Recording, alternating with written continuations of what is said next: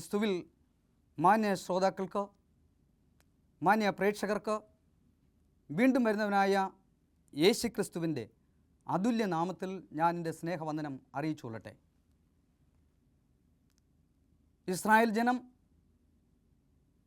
മിസ്രൈമിൽ നിന്ന് കനാനിലേക്ക് യാത്ര പുറപ്പെടുന്നതായ ആ യാത്രയുമായി ബന്ധപ്പെട്ട് ഇന്ന് തിരുവചന സത്യങ്ങളെക്കുറിച്ച് നമ്മൾ ചിന്തിക്കുകയാണ്. ഇസ്രായേൽ ജനം എങ്ങനെ മിസ്രൈമിലെ അഥവാ ഈജിപ്തിലെ അടിമകളായി തീർന്നു എന്ന് ആദ്യമായി നമുക്ക് ചിന്തിക്കാം. വേദഭാഗം പുറപ്പാട് പുസ്തകം 1-ാം അധ്യായത്തിൻ്റെ 8-ാം വാക്യം വായിക്കുന്നു. പുറപ്പാട് പുസ്തകം 1-ാം അധ്യായത്തിൻ്റെ 8-ാം വാക്യം. അനന്തരം യോസഫിനെ അറിയാത്ത പുതിയൊരു രാജാവ് മിസ്രൈമിൽ ഉണ്ടായി. നമുക്ക് പ്രാർത്ഥിക്കാം. ഇസ്രായേലിൻ്റെ പരിശുദ്ധനും ഞങ്ങളുടെ പരിപാലകനും വീണ്ടെടുപ്പാനുമായിരിക്കുന്ന സ്വർഗീയ പിതാവെന്ന ദൈവമേ, അനുഗ്രഹിക്കപ്പെട്ടതും നല്ലതും മനോഹരമായ ഈ നല്ല സമയത്തിനായിട്ട് അടിയൻ അങ്ങയോട് സ്തുതിക്കുന്നു, സ്തോത്രം ചെയ്യുന്നു. കർത്താവ്, ഇന്ന് അവിടുത്തെ തിരുവചനങ്ങളെക്കുറിച്ച് ഞങ്ങൾ ചിന്തിപ്പാൻ തക്കവണ്ണം മുഖാന്തരമായി തീർന്നിരിക്കുന്നു. ദൈവമേ, പ്രിയ ശ്രോതാക്കളെയും പ്രിയ പ്രേക്ഷകരെയും ദൈവമേ, ഞങ്ങൾ ഏവരെയും അനുഗ്രഹിപ്പാൻ തക്കവണ്ണം കൃപ തോന്നുമെന്ന് പ്രാർത്ഥിക്കുന്നു. അവിടുത്തെ വചനം നിന്റെ മക്കളെ കേൾപ്പിക്കുവാൻ തക്കവണ്ണം അവിടുന്ന് മുഖാന്തരമാക്കി തീർക്കുക അടിയൻ അവിടുത്തെ കരങ്ങളിൽ വഹിച്ചുകൊള്ളാൻ വേണമെന്ന് യേശു ക്രിസ്തുവിൻ്റെ നാമത്തിൽ ചോദിക്കുമ്പോൾ കൃപയുടെ കേൾക്കണം സ്വർഗീയ നല്ല പിതാവാം ദൈവമേ, ആമേൻ. അത് ഇവിടെ നാം വായിച്ചു കേട്ടല്ലോ. ഇസ്രായേൽ ജനം മിസ്രൈമിൽ ആയിരിക്കുമ്പോൾ യോസഫിനെ അറിയാത്ത ഒരു രാജാവ് അവിടെ വന്നു എന്നുള്ളതാണ്.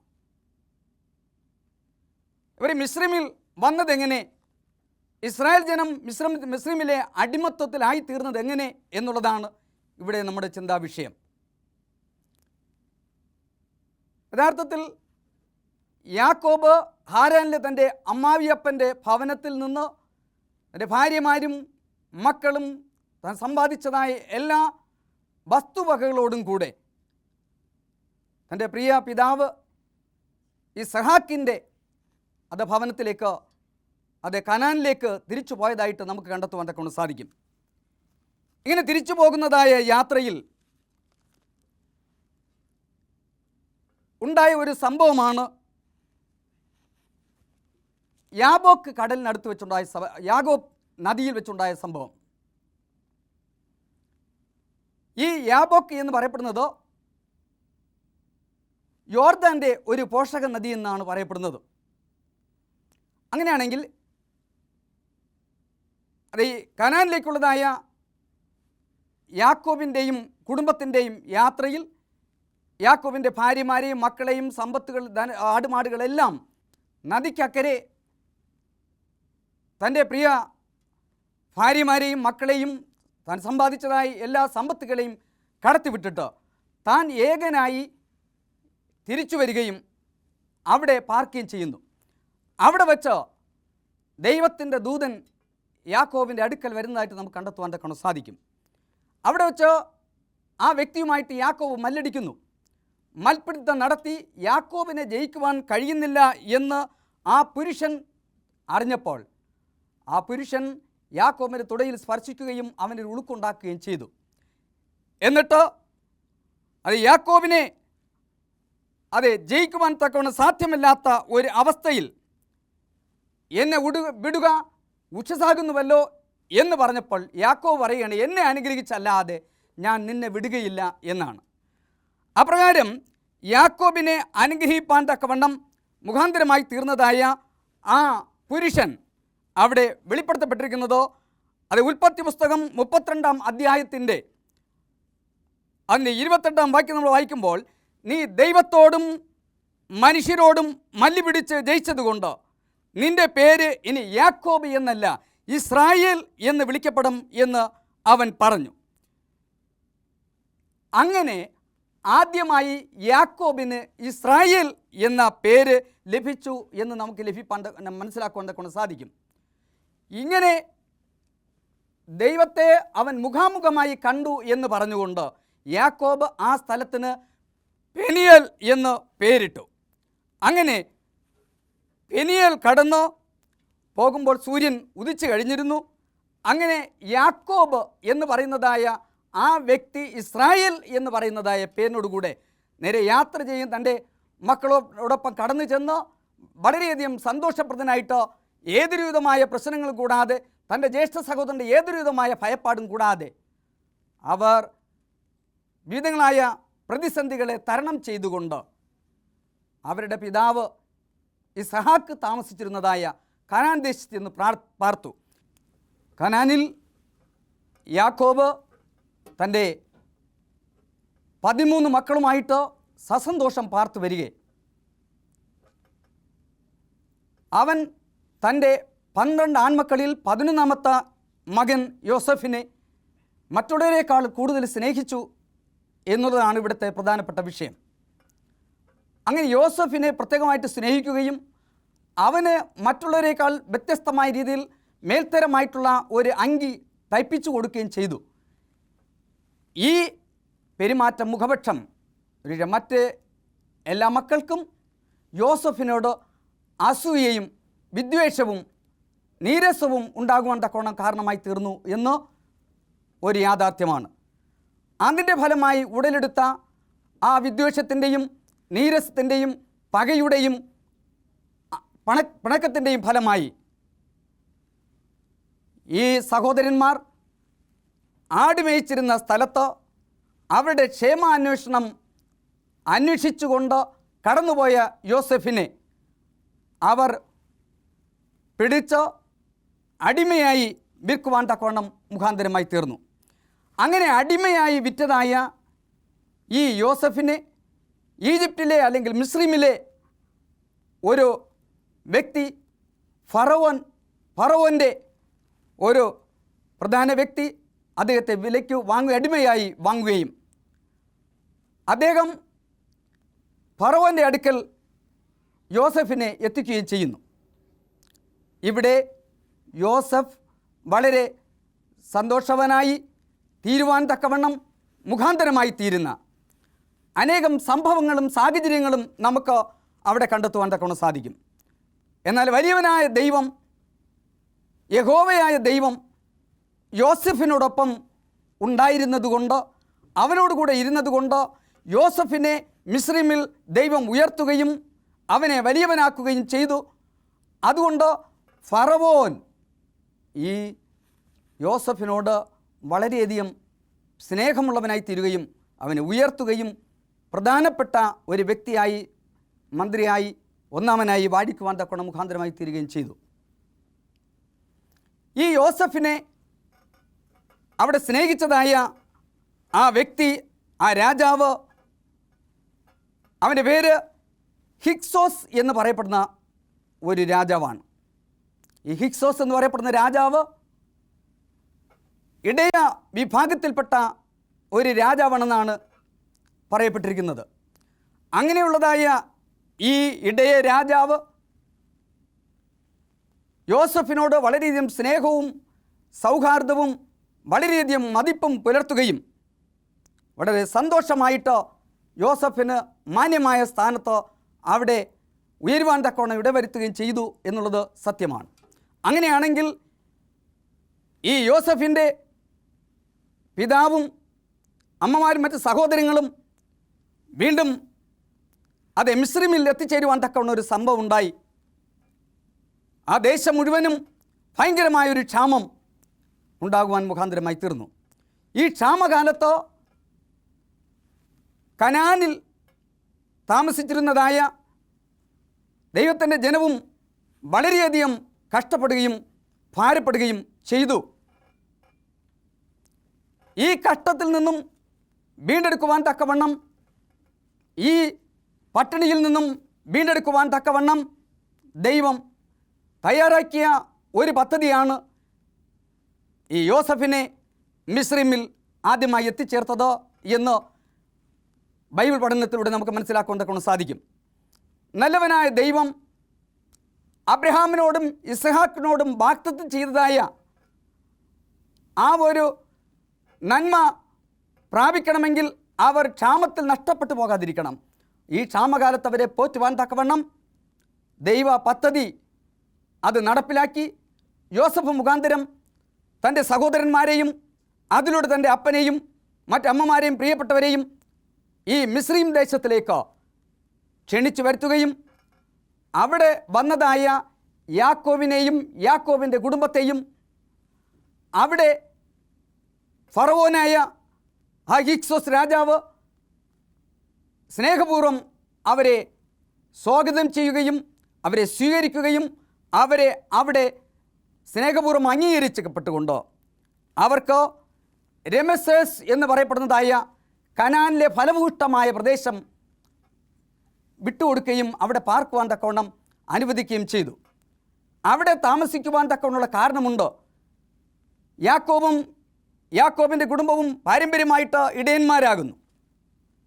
ഇടയന്മാരായ ഈ ജനത്തോട് പൊതുവെ ആട്ടിടയന്മാരോട് വളരെയധികം സ്പർദ്ധയുള്ള ജനമാണ് മിസ്രയീമിലെ ജനം എന്ന് നമുക്ക് കണ്ടെത്തുവാൻ തക്കവണ്ണം സാധിക്കും.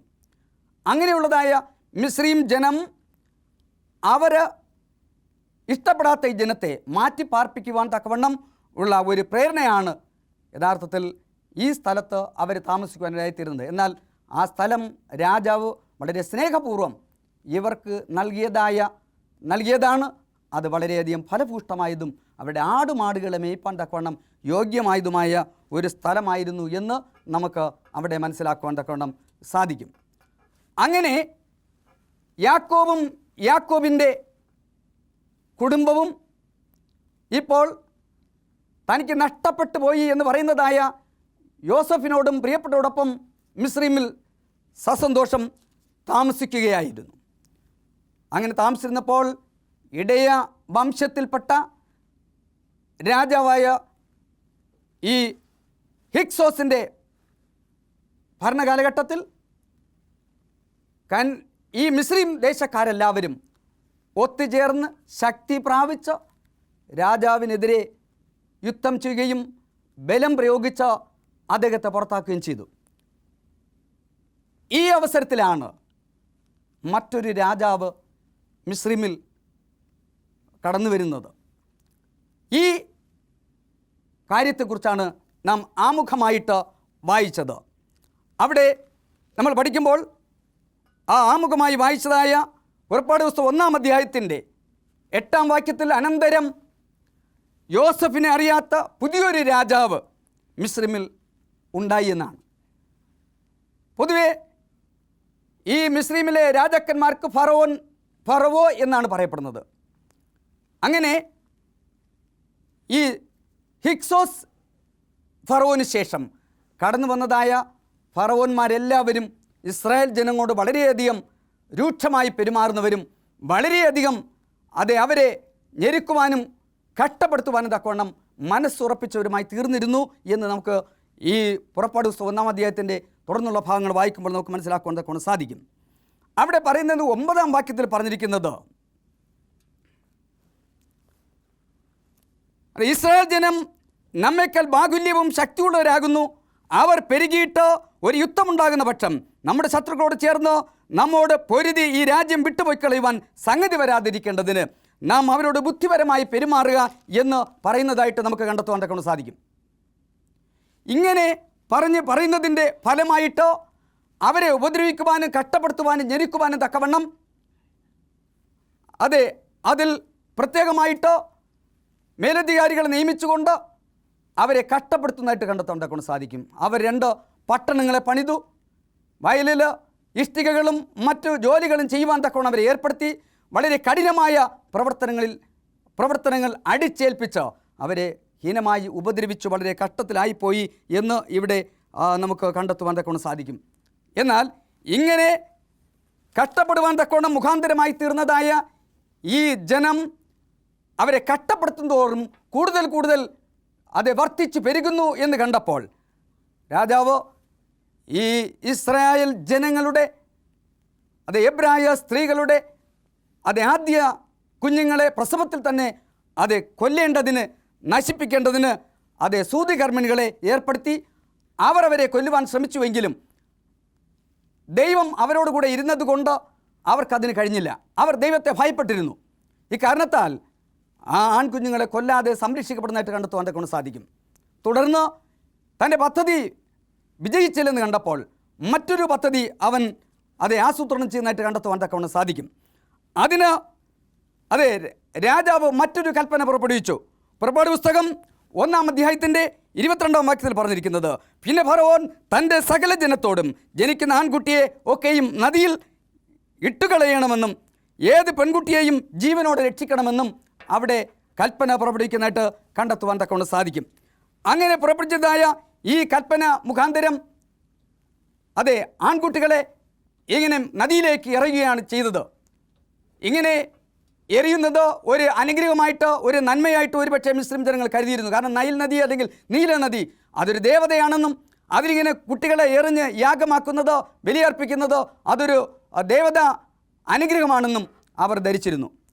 എന്നാൽ ഇവിടെ ഇസ്രായേൽ ജനത്തിൻ്റെ സന്തതികൾ ഇവിടെ നഷ്ടപ്പെടുന്ന ഒരു അവസ്ഥയിലായി തീർന്നതുകൊണ്ട് ആ ജനത്തെ ഉയർത്തുവാൻ ഇസഹാക്കിനോടും അതുപോലെ തന്നെ അബ്രഹാമിനോടും ചെയ്തതായ ആ വാഗ്ദത്തം നിറവേറ്റുവാൻ തക്കവണ്ണം ദൈവം പദ്ധതി തയ്യാറാക്കുന്നത് കണ്ടെത്തുവാൻ തക്കവണ്ണം സാധിക്കും. അങ്ങനെ തയ്യാറാക്കാനുള്ള പദ്ധതിയിലാണ് ദൈവം അന്ന് അവിടെ പാർത്തിരുന്നതായ 2 ലേവ്യ ദമ്പതികളെ ഇതിലേക്ക് വേണ്ടി തിരഞ്ഞെടുത്തത്. ആ ദമ്പതികൾ ദൈവത്തിൻ്റെ ന്യായപ്രമാണം അനുസരിച്ചുകൊണ്ട് ദൈവത്തെ അനുസരിച്ച് ജീവിക്കുന്നവരായിരുന്നു. അങ്ങനെയുള്ളതായ ഈ ദമ്പതികളെ ഇമ്രാം എന്നും യാക്കോബേദ് എന്നുമാണ് പറയപ്പെടുന്നത്. ഇവരിൽ നിന്ന് ജനിച്ചതായ മകനെ അവൻ ഐശ്വര്യമുള്ളവനും നല്ല ശോഭമുള്ളവനുമാണെന്ന് കണ്ടിട്ട് അതിനെ നദിയിൽ എറിയുവാൻ തക്കവണ്ണം കൂട്ടാക്കാതെ ഞാങ്ങണപ്പെട്ടി വാങ്ങി അതിനെ കീല് പുരട്ടി പശ തേച്ച് അങ്ങനെ അതിനെ സംരക്ഷിച്ച് കുട്ടി കിടക്കുവാനുള്ളതായ മെത്ത ഒരുക്കി അവനെ അതിൽ വെച്ച് നദിയിലേക്ക് ഒഴുക്കുന്നു. ഈ കുട്ടിയെ അവിടെ നിന്ന് നദിയിൽ ഒഴുക്കപ്പെട്ടതായ ഈ കുഞ്ഞിനെ അവിടെ നിന്ന് ഫറവോൻ്റെ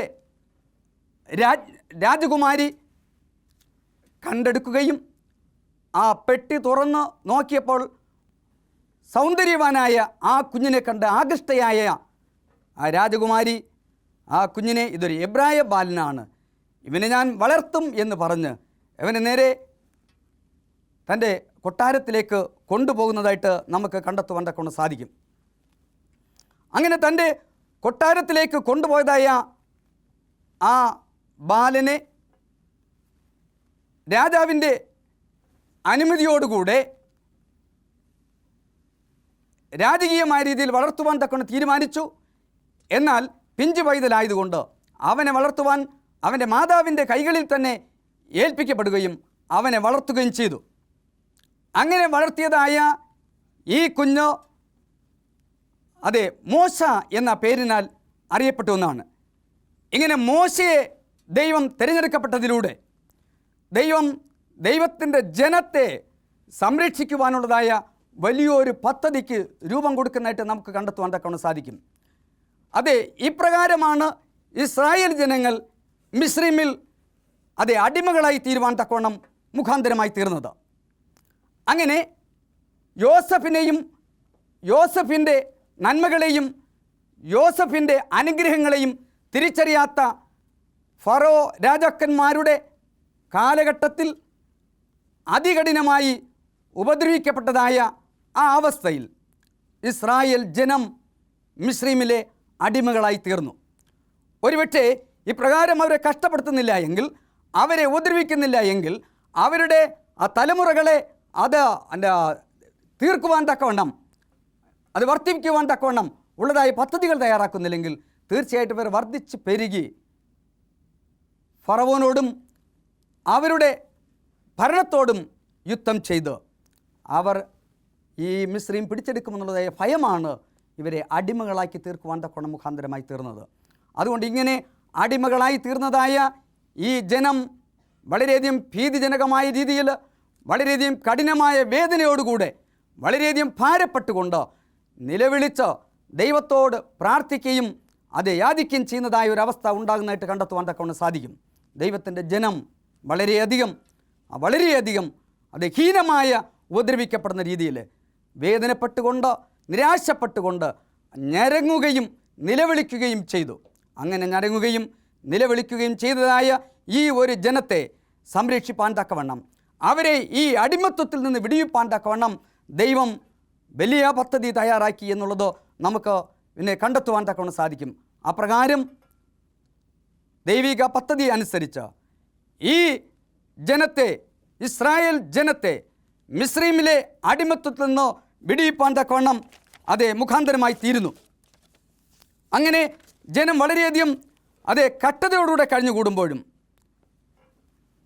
ദൈവം തൻ്റെ ജനത്തെ വാഗ്ദത്തം നിറവേറ്റുവാൻ തക്കവണ്ണം മിസ്രൈമിൽ നിന്ന് വിടുവിക്കേണ്ടത് അതൊരു ദൈവത്തിൻ്റെ പദ്ധതിയാണ്, ദൈവിക ആവശ്യമാണ്. അതുകൊണ്ട് ഈ ജനത്തെ വിടുവിപ്പാൻ തക്കവണ്ണമുള്ളതായ ദൈവിക പദ്ധതിയായിരുന്നു ഈ മോശയെ സംരക്ഷിക്കപ്പെടുവാനും അത് രാജകൊട്ടാരത്തിൽ എത്തുവാനും രാജപുത്രി തൻ്റെ പൈതലിനെ പോലെ, തൻ്റെ പുത്രനെ പോലെ, തൻ്റെ മകനെ പോലെ വളർത്തുവാനും തക്കവണ്ണം മുഖാന്തരമായി തീർന്നത്. അങ്ങനെ രാജകൊട്ടാരത്തിൽ നിന്ന് അമ്മയുടെ മുല കുടിച്ചുകൊണ്ട് വളരുവാൻ തക്കവണ്ണം ആ കുഞ്ഞിൻ്റെ അമ്മയുടെ അടുക്കൽ തന്നെ യാക്കോബിൻ്റെ കരങ്ങളിൽ തന്നെ എത്തിച്ചതുകൊണ്ട് അവർക്ക് പാലൂട്ടി സംരക്ഷിച്ചു വളർത്തുവാനും ഇവിടെ അടിമത്വത്തിലായിരുന്നു കൊണ്ട് കഷ്ടത അനുഭവിക്കുന്നതായ തൻ്റെ സഹോദരങ്ങളെക്കുറിച്ചോ തൻ്റെ പ്രിയപ്പെട്ടവരെക്കുറിച്ചുള്ളതായ കഥകൾ പറഞ്ഞു കൊടുക്കുവാൻ തക്കവണ്ണം ഇടയായി തീർന്നു. അതുകൊണ്ട് തീർച്ചയായിട്ടും ഇസ്രായേൽ ജനം ഈ കഷ്ടപ്പെടുന്നതായ അടിമത്വ വേല ചെയ്യുന്നതായ ഈ ജനം തൻ്റെ സഹോദരങ്ങളാണെന്നുള്ളതായ അറിവ് ലഭിപ്പാൻ തക്കവണ്ണം ഈ മോശയ്ക്ക് ഇടയായി തീർന്നു. അത് ഒരു ദൈവിക പദ്ധതിയായിരുന്നു എന്ന് നമുക്ക് മനസ്സിലാക്കുവാൻ തക്കവണ്ണം സാധിക്കും. അതുകൊണ്ട് കർത്താവിൽ പ്രിയ ദൈവജനമേ, നാം ഇന്ന് കർത്താവിൽ ആശ്രയിക്കപ്പെടുമ്പോൾ പലവിധമായ ഞെരുക്കങ്ങളും പ്രയാസങ്ങളും ഭാരങ്ങളൊക്കെ നമ്മുടെ ജീവിതത്തിൽ വന്നു ചേരും. ഈ ലോകത്തിലെ ഫറോ ആകുന്നതായ സാത്താൻ നമ്മെ വളരെയധികം ഞെരുക്കുകയും കഷ്ടപ്പെടുത്തുകയും നമ്മെ അടിമകളാക്കുകയും ചെയ്യും. എന്നാൽ ദൈവത്തിൽ ആശ്രയിക്കുന്ന ദൈവമക്കളെ സംരക്ഷിപ്പാൻ തക്കവണ്ണം ദൈവം പദ്ധതി ഒരുക്കിയിട്ടുണ്ട്. ആ പദ്ധതി അത് അറിഞ്ഞുകൊണ്ട് ദൈവത്തിൽ ആശ്രയിക്കുവാൻ തക്കവണ്ണം, ദൈവത്തോട് നിലവിളിക്കുവാൻ തക്കവണ്ണം നമുക്കിടയായി തീരുമെങ്കിൽ ദൈവമായ കർത്താവ് നമ്മെ വിടുവിക്കുകയും സാത്താൻ്റെ അടിമത്തിൽ നിന്ന് നമ്മെ സംരക്ഷിക്കപ്പെടുകയും ചെയ്യും. നമുക്ക് ദൈവത്തിൽ ആശ്രയിക്കാം, പ്രാർത്ഥിക്കാം.